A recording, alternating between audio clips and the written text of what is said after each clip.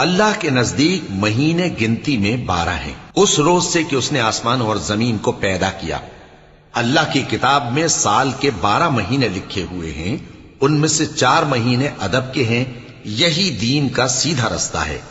تو ان مہینوں میں قتال ناحق سے اپنے آپ پر ظلم نہ کرنا، اور تم سب کے سب مشرکوں سے لڑو جیسے وہ سب کے سب تم سے لڑتے ہیں، اور جان رکھو کہ اللہ پرہیزگاروں کے ساتھ ہے۔ ادب کے کسی مہینے کو ہٹا کر آگے پیچھے کر دینا کفر میں بڑھ جانا ہے، اس سے کافر گمراہی میں پڑے رہتے ہیں۔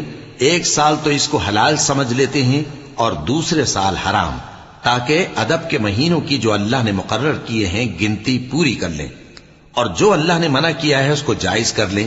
ان کے برے اعمال ان کو بھلے دکھائی دیتے ہیں، اور اللہ کافر لوگوں کو ہدایت نہیں دیا کرتا۔ مومنو، تمہیں کیا ہوا ہے کہ جب تم سے کہا جاتا ہے کہ اللہ کی راہ میں جہاد